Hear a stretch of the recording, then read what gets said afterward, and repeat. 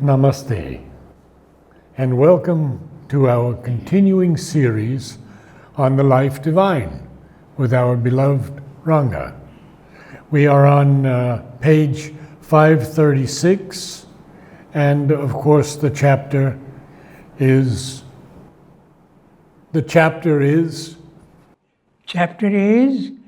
memory, self-experience, memory, ego, and self-experience.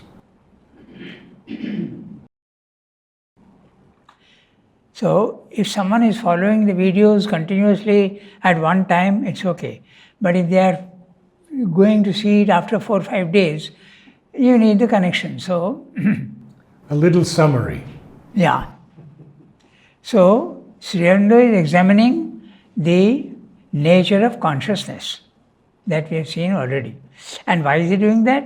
Because nature is the consciousness is sometimes telling you that the physical world is real, and sometimes the physical world is not real. So why is this happening? He is examining consciousness. And in consciousness, memory, ego, imagination, and self-experience, these are the things that he is looking at. Okay, so I will do one thing. I'll read the summary of the previous paragraph. Yes. And then we'll start. So, he's talking about memory. Memory is not the essence of continuous experience, even in the successive moments of time. Memory would be of no use, would have no function if all our consciousness were seen as one undivided whole.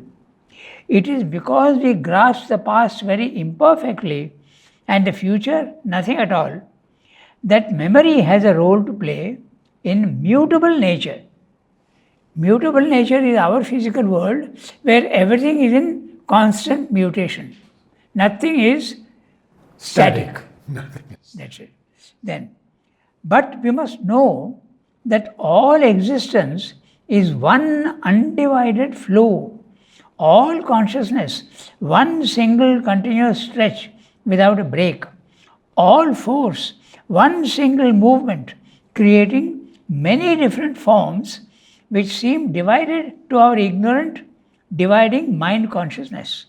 All existence is only one, seeming to be divided. Okay? There is a Gita reference here, chapter 13, verse 16. Avibhaktam cha bhuteshu, vibhaktam cha sthitam. It is actually undivided, but we see it as divided. Clearly, you are separate from the computer and you are separate from me. But if you go to a higher level of consciousness, you will see that the essence is the same. The form is going on changing. Like mangoes on a tree. There are 100 mangoes, but essentially they are all the same. Okay? Very bad example perhaps, but it gives a certain idea of what he is saying. The essence is the same everywhere, not the forms. Your form remains form, my form remains form. But one thing what he is pointing out is very interesting. The forms that you see are all small formations in a sea. So if you keep this image of the vast sea, and when it is static, that's a self, no movement at all.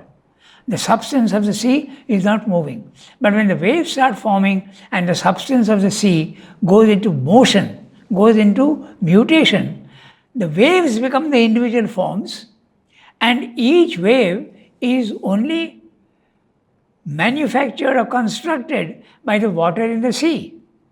So, this is what, and now there is not one sea, but there are 7 seas. If you want to use the Vedic image, yes. Matter is a sea, infinite sea, out of which small material objects are made. And the life force. Then the life force on top, whose substance is slightly subtler than the material. And there again, your vital, my vital, the animal, cat, dog, my vital, all different. Yet actually essentially the same. Then the mind plane, and then the other planes on top.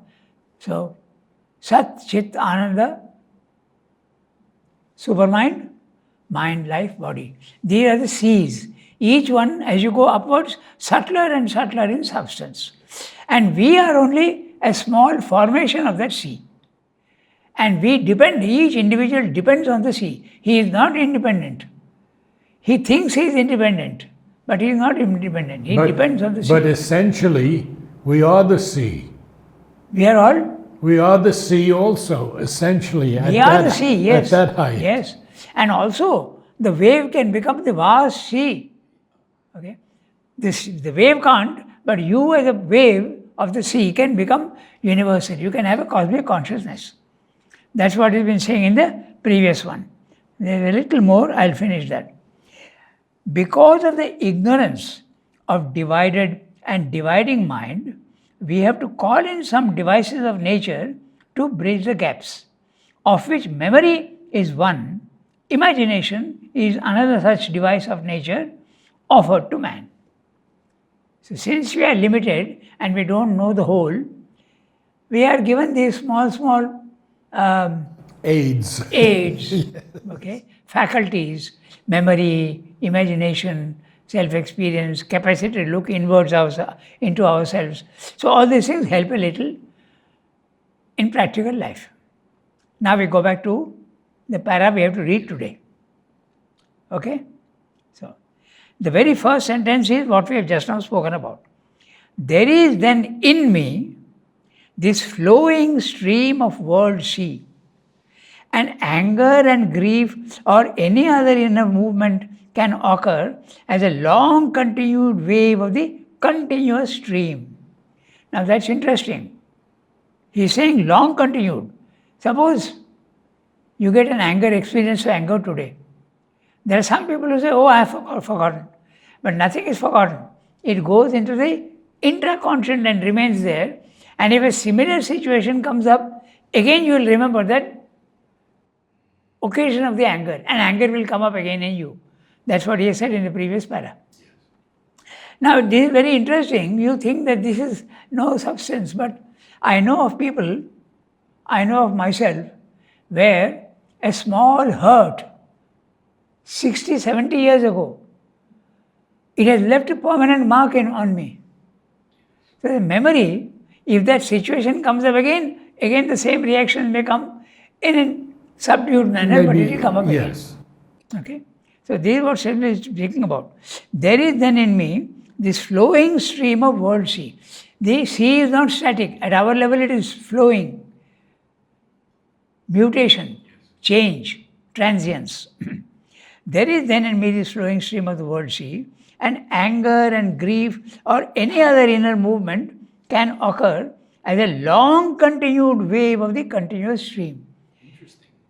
It's not something short with a beginning and an end. It seems to have a beginning and an end, but it goes down and remains permanently in the intraconscious, in the subconscious. Not exactly subconscious, but subliminal. Subliminal. Yeah. You must remember one interesting thing, this long continued, that's why I'm saying, nothing ever disappears in the physical world. Everything is recorded. And that record of all these things is in the subliminal. That's why you go, if you want to know your own life, you can go into your subliminal and recover what has happened which you have forgotten. Even past lives also you can recover that way. Even it awakens sometimes without your asking for it. Yes, even those things which you are not really noticed mentally. Yes. Suppose after our class now we are going in the street and there's a dog barking somewhere, you don't pay any attention to it. But it gets recorded. So this is long standing, everything gets recorded. And we might as well speak about it in a little interesting manner. In theosophy, they have given this example of why it is recorded and how it is recorded. So it's very interesting to have that image, okay? So take a dish of water, okay, a dish and there's water in it. Water is absolutely static. Now, any event that happens is caused by vibration. You agree? Everything is a vibration.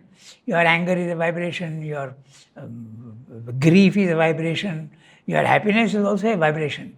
So now in the sea, I am only giving a small dish, okay? In the sea, I take my finger and do this. What will happen? It's a vibration which sets off a wave, a long continued wave. And this will continue until it comes to the edge of the dish and then wastes itself, it gets dissipated. But suppose there is no dish and it's infinite. There is no resistance. So it will keep on going forever. It's recorded. Was this from Blavatsky? May not be Blavatsky, but it's there in Theosophy. Oh, okay. But it's a very interesting explanation as to Yes. why things don't Yes. disappear. Okay? Only in this image, there is movement of this. And so they're saying long continued wave. So there is a movement. Okay? So it's a very interesting thing what he's saying. And the image in Theosophy explains that very well. Nothing disappears. Everything is preserved. And that is what the hypnotist uses. The hypnotist will put you are in your waking consciousness, but you have a subliminal consciousness. He will say, I will put you to sleep. But you have to agree with what he is saying. If you don't agree and resist him, you can't be hypnotized. Then he will take you into the past, and you will be able to speak what you are experiencing. And that's how they cure certain symptoms that have come up, or fear or something, any incident which if it becomes a habit and a difficulty for you, they can cure it this way. They don't succeed all the time, but they can do it. They're using it much more now in criminal Yes. investigations. Yes. You saw that person, but you don't remember the face or anything, and they remember it perfectly. Yeah, Yeah. that's right. So, it's just is using only one long continued wave. Why long continued? Why not it dying out? Nothing dies out. Everything is recorded. Okay, so long continued wave of the continuous stream. This continuity is not constituted by force of memory. Although memory may help to prolong or repeat the wave, when by itself it would have died away in the stream, the wave simply occurs and continues as a movement of conscious force in my being, carried forward by its own original implication of disturbance. So, Yes, use- Impulsion. I have impulsion. original, what did I say? Implication. Okay, impulsion. Impulsion of disturbance. Yes. Impulsion of disturbance is the vibration that occurs. If there is no vibration, there is no disturbance. Okay, so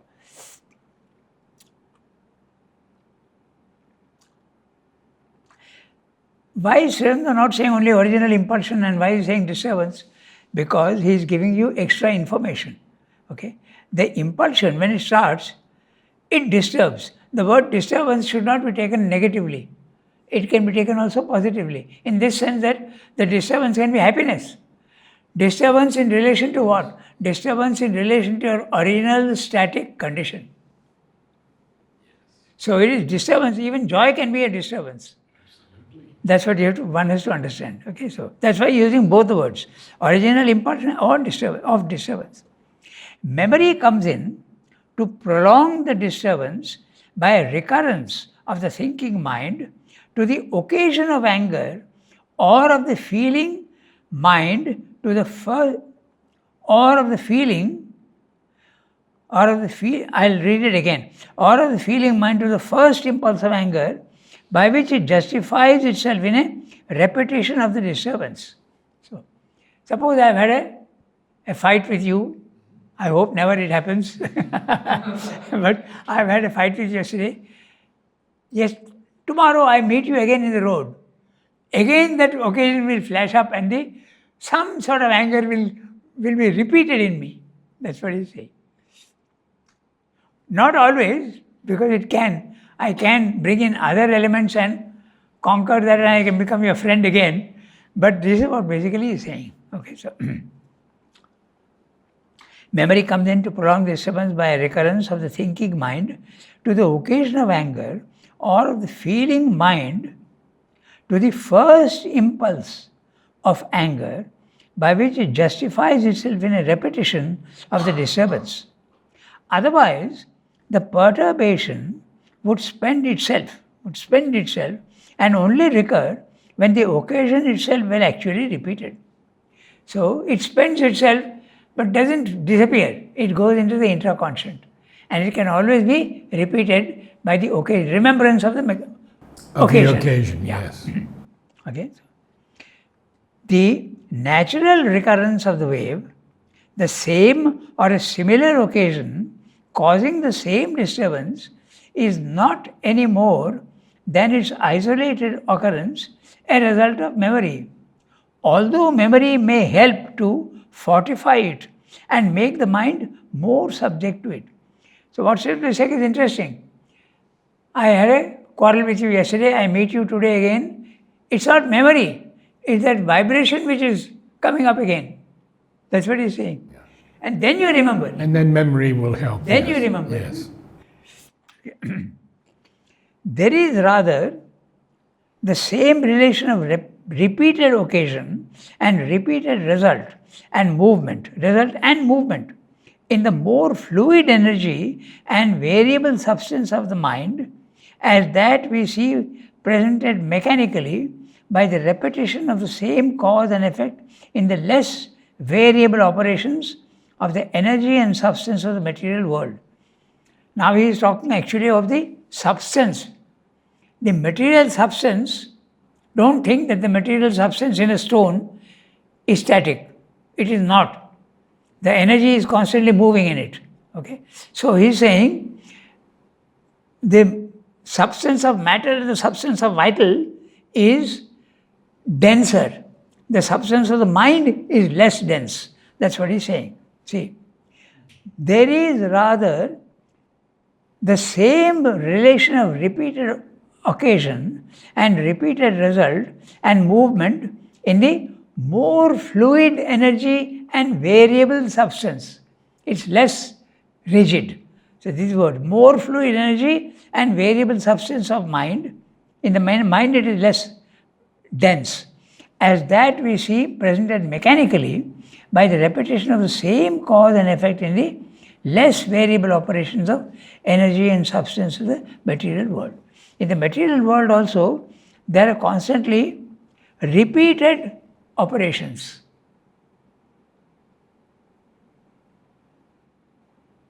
There are many things in the physical world which are repeated operations. One is birth, for instance. Okay, it goes on occurring, It's the same phenomena. Or the rising of the sun. It's also repeated every day. So there is a lot of repetition in the physical world as well as the vital world. And in the mental world, these vibrations can be felt and revived. That's what he's saying. I want to ask a question. It's not exactly, of course, in Life Divine, but Sri Aurobindo reverses the term. He says effect and cause in Savitri, not cause and effect. Well, it's interesting if you take the sequence, cause, effect, cause, effect, cause, effect. But if I leave out the cause, the effect becomes the cause. It's a series, huh? Very good, yes. If I start from here, Very the good. effect is the cause. Yes. So he can do that if he wants. Same cause and effect in the less very, this we read. Okay. We may say, if we like, that there is a subconscious memory in all energy of nature which repeats invariably the same relation of energy and result. But then we enlarge illimitably the connotation of the word. In reality, now let's look at this carefully again. Very interesting what he's saying. Now, why does he say we may say? Because when we are using language, we are not really thinking of the original event that happens. It's a translation in our mind. So the translation in the mind, in my mind, may be different from yours. So when we speak and try to describe something, it can be described in various ways. That's what he means. Very often he says this. We may say, it could be taken as. Okay? So it's interesting. Your perception won't be the same as my perception. You could explain the same thing in different words. Although meaning may be the same, but you'll use different words. So we may say, if we like. If we like. Yes. If we like. If you don't like, we use other words. Okay. We may say, if we like, that there is a subconscious memory in all energy of nature. Now, if the sun is rising every day, could I call it a memory in nature? Same they're saying you can, if you want. If you want. If we like. Yes. So it's a very interesting way he is explaining memory. Memory can become material, memory can become vital, memory can also be mental. Normally we think of it as mental. But even material memory is there in this sense. If a seed is put into the ground, it will grow into a tree. The seed is remembering. It has the memory of its tree. Interesting, isn't it? Yes. Yes. So, we may say, if you like, that there is a subconscious memory, subconscious, not mental, in all energy of nature, okay, which repeats invariably the same relation of energy and result. And invariably. Yeah. One example I give you is the sunrise. Okay? It's happening again and again and again and again, so it's a mechanical repetition. We can call it memory if you want. It remembers that it has to come up. Okay. So, but then you have to change the meaning of the word memory. That's what he's telling you. Okay. So, repeats invariably the same relation of energy and result. But then we enlarge illimitably the connotation of the word. Memory has now got different facets. So, even there is a material memory. Okay, so in reality, we can only state a law of repetition in the action of the waves of conscious force by which it regularizes these movements of its own substance. Clear? In reality, not the way we express, but in reality, we can only state a law of repetition in the action of the waves of conscious force by which it regularizes these movements of its own substance. So, it goes on, repetition is there, and you could call that memory if you want to. So, there's one very interesting thing he says, the law of unity. He has discussed that in Life Divine also, that basically there is a law of unity. If a law is there at this level, the same law also will be found in the vital world, the same law will be found in the mental world, the same law will be found in the spiritual worlds also, but with slight modifications. Yes, it changes. Huh? Yes. Okay. It's a very interesting thing. Yeah, when he speaks of law, he gives us the different areas where it can be changed, where we can see it changing. That's right. So, I'm going a little into the sideways because if you read Sri Aurobindo, one word and then you examine more detail, it becomes fascinating, absolutely.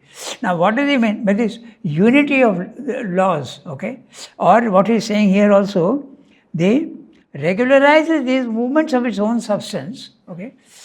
Take any one thing and you will see how it goes on changing the law from the bottom to the top, absolutely. Take, for instance, attraction and repulsion. Okay? At the physical level, this law expresses itself in magnets. Physically, it is attracting and repulsing. Come to the vital level. Attraction and repulsion at the vital level, love and hate. Okay? It has changed. The connotation has changed. Okay? So then you come to the mental level. Some ideas appeal to you, you are attracted to them. Some ideas don't appeal to you, you are not interested. Okay? So it has again become something else. Now when you come to the spiritual planes of consciousness, attraction and repulsion become very interesting. Aspiration is attraction. It's a movement inwards. And repulsion is something which you don't like inside, you want to reject. Negation. Huh? Negation. Yeah, so you want to reject. Okay? Come to God. Okay? There are two things that happen. The transcendent is an inward movement of concentrated, dense chit ghana. There is only inward movement. So it's an attraction. But when he wants to make the universe, he distracts himself and goes outwards. That's the outward movement. So inward. So you can see how the law is the same everywhere with slight modifications and change of meaning. That's what he's saying here in very short. Okay, so we can only state a law of repetition in the action of the waves of conscious force by which regularizes these movements of its own substance. Now that's also interesting. Wherever he speaks of the universe and other things, he uses the word rhythmic. Everything is rhythm. It's related to repetition. That's why. See, the sun rises every day after 24 hours with variation. It's a rhythm. Everything in the physical world is movement, but movement in rhythm. The earth goes around the sun 360 days, that also is a rhythm. Your heart is beating in rhythm. Day and night, seasons. So all this movement that we see is rhythmic. That's why he uses the word rhythmic in many of his rhythmic manifestation. There is a rhythmic manifestation. He's saying the same thing in different ways. Okay, he's saying law of repetition in the action of the waves of conscious force by which it regularizes these movements. If the movement was not regularized, it wouldn't be repetitive. It is regularizing them. Would it then be chaos? So that there is no chaos. It regularizes. If it didn't regularize, it could be chaotic. So, which regularizes the movements of its own substance. Memory, properly speaking, is merely the device by which the witnessing mind, the self, helps itself to link together these movements and their occurrence and recurrences in the successions of time for time experience, for increasing use by a more and more coordinating will, and for a constantly developing valuation by a more and more coordinating reason. So if this memory were not there, you would not be able to coordinate all your experiences. You would not be able to benefit by yesterday what I experienced. My mind can evaluate it and I can coordinate my next effort with that experience. I should not do this, I should do this. So there is a coordinating mind, and memory is a big element in that. If the memory is not there, you can't coordinate. Okay, so by more and more coordinating reason. See the word he has used, valuation. Every experience you evaluate and then you use it for your further progress. Okay, so valuation by more and more coordinating reason. It is a great and indispensable, but not the only factor in the process by which the inconscience from which we start develops full consciousness, and by which the ignorance of the mental being develops conscious knowledge of itself in its becomings. So, remember, self-experience. He is talking about self-experience. He is not talking about experience of the physical world. He is only talking about self-experience. So, self-experience, that's why he is saying, develops conscious knowledge of itself. I am not developing conscious knowledge of the world. That is different. But I am developing more conscious knowledge of myself in my becomings, in my activities. In my life, where every day there is a new experience. So the becoming is in the physical world, and in the self there is no becoming, it's only being. Being is static, becoming is movement. And therefore you need memory here. If memory is not there, your progress, very doubtful if you can progress. You can't benefit from what you don't remember. Okay, so this development continues until the coordinating mind of knowledge and mind of will are fully able to possess and use all the material of self-experience. All the material. Then you can use that. Such, at least, is the process of evolution as we see it governing the development of mind out of the self-absorbed and apparently mindless energy in the material world. What Siddhartha is saying in the last sentence is highly interesting again. He is saying, if you have memory, individual has memory, he can progress. And there is an evolution. But it's not the individual. Even in nature there is memory, and that's why evolution is possible in the world, he is saying.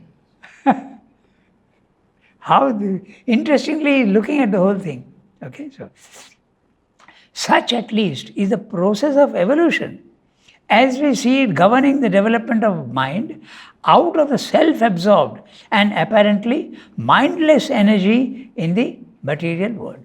So the evolution, even in nature there is a memory that is helping it. Now he has discussed memory. Imagination he has discussed earlier. Now he has discussed memory, now he is going to speak about ego sense. So, what is the ego sense?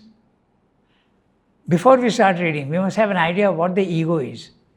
The ego is that which makes you feel separate from everything else.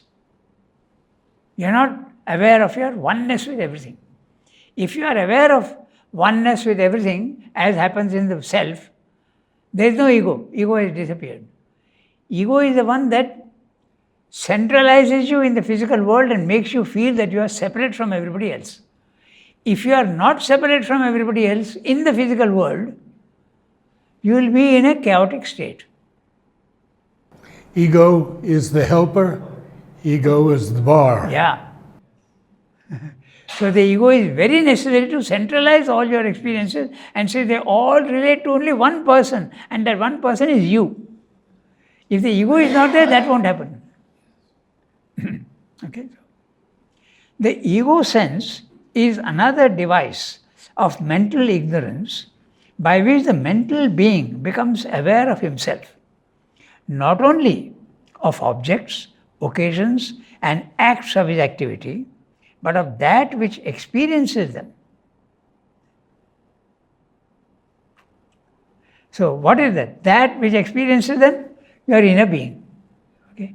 So, that's what he's saying. When you are looking outward, it is another thing. But when you are looking inwards, you can also become aware of yourself. Okay.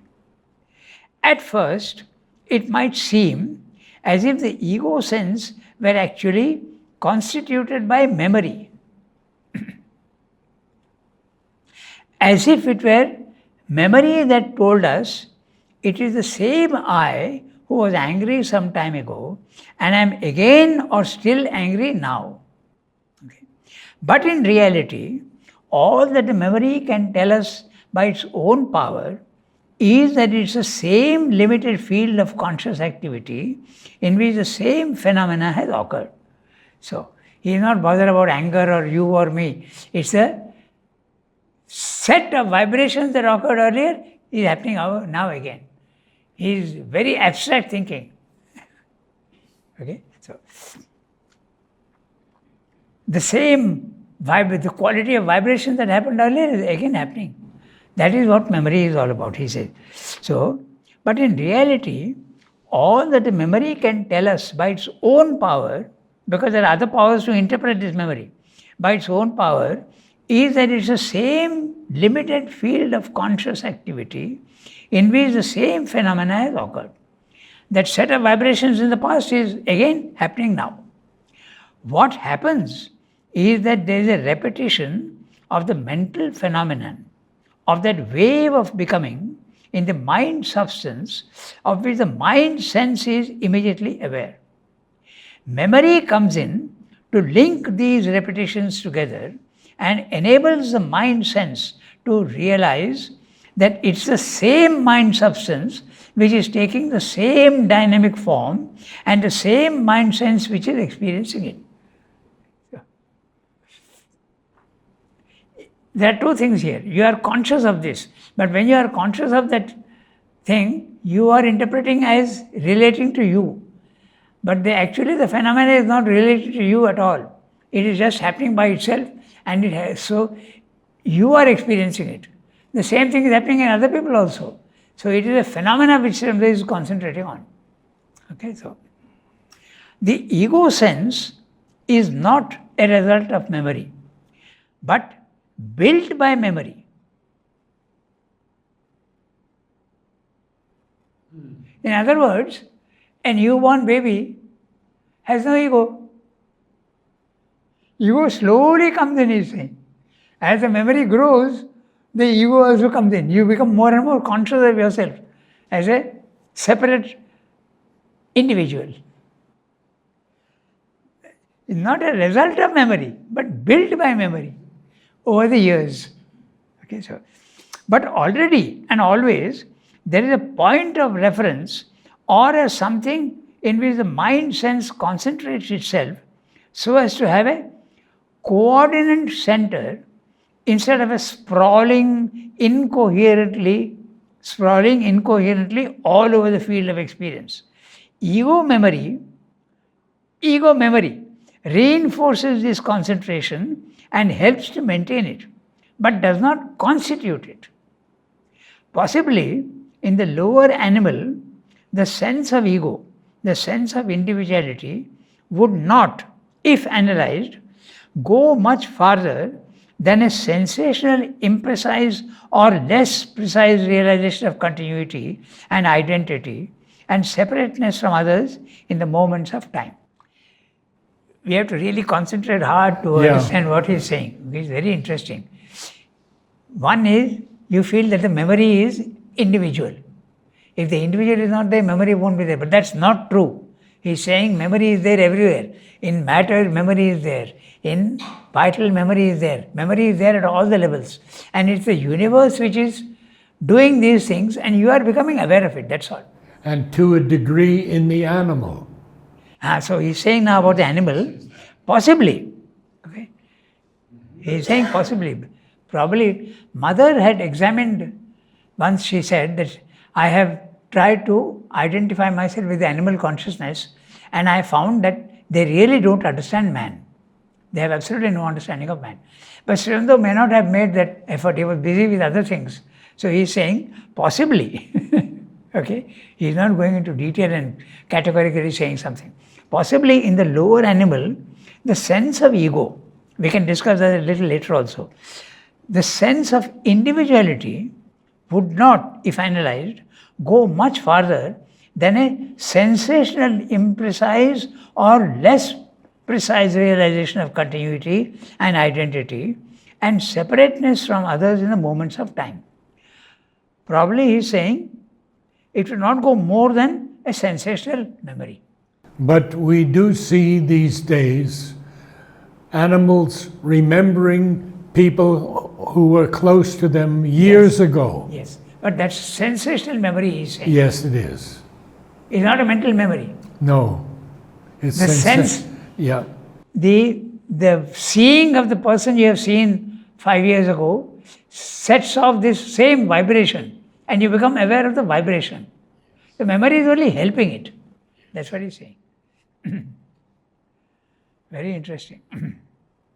Okay, so, but in man, there is in addition a coordinating mind of knowledge which, basing itself on the united action of the mind, sense and memory, arrives at the distinct idea, while it retains also the first constant intuitive perception of an ego which senses,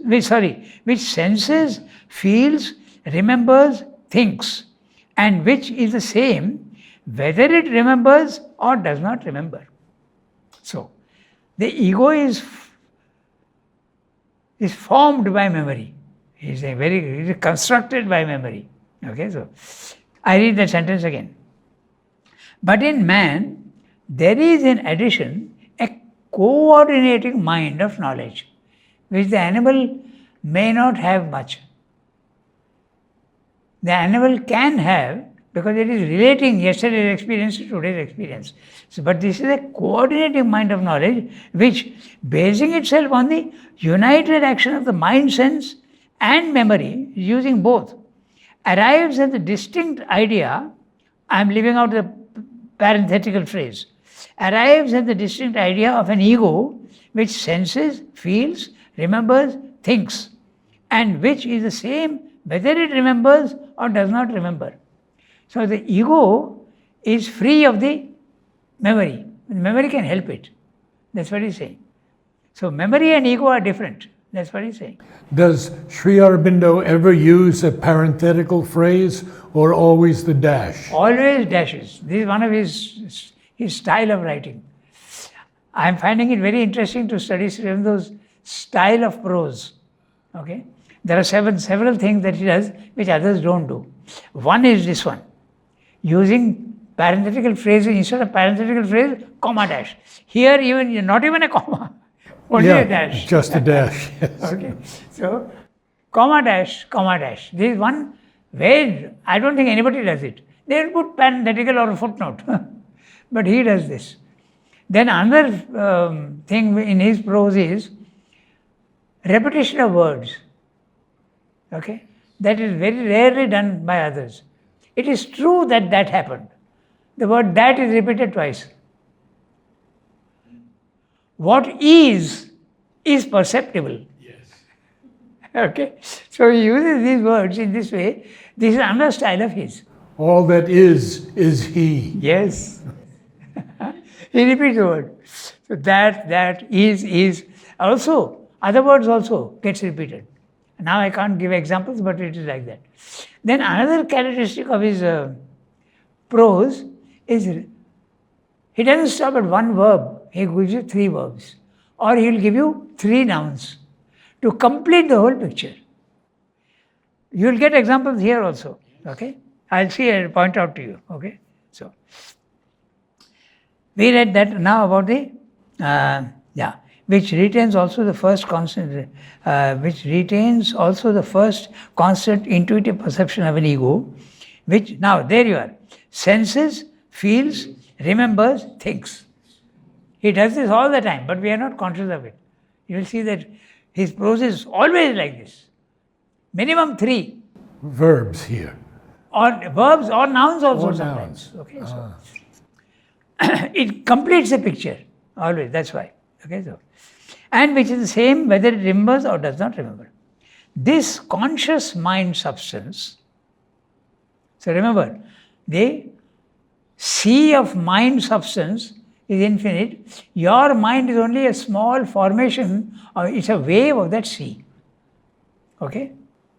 This conscious mind substance, it says, is always that of one and the same conscious person who feels, ceases to feel, remembers, forgets, is superficially conscious, sinks back from superficial consciousness into sleep. He is the same before the organization of memory and after it, in the infant and in the Dotard. Dotard is old age, an old man who is fumbling and doesn't remember anything. Okay, so in sleep and in waking, in apparent consciousness and apparent unconsciousness, he and no other did the acts which he forgets as well as the acts which he remembers. He is persistently the same behind all changes of his becoming or his personality. This action of knowledge in man, this coordinating intelligence, this formulation of self-consciousness and self-experience is higher than the memory ego and sense ego of the animal, and therefore we may suppose nearer to real self-knowledge.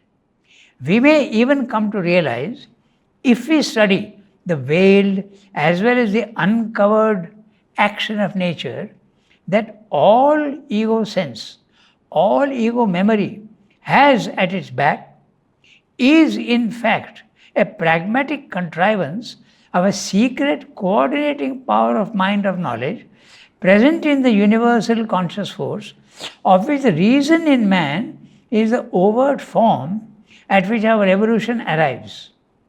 A form still limited and imperfect in its modes of action and constituting principle. There is a subconscious knowledge even in the inconscient, a greater intrinsic reason in things which impose coordination, that is to say, a certain rationality upon the wildest movements of the universal becoming. So, big para and full of suggestions, but constantly Sri Aurobindo is leaning more towards the universal phenomena rather than the individual. And the individual is only a small part of this universal phenomena. Physical memory, vital memory, Mental spiritual memory, yes. yeah, everything. Thank you, Ranga. Namaste all.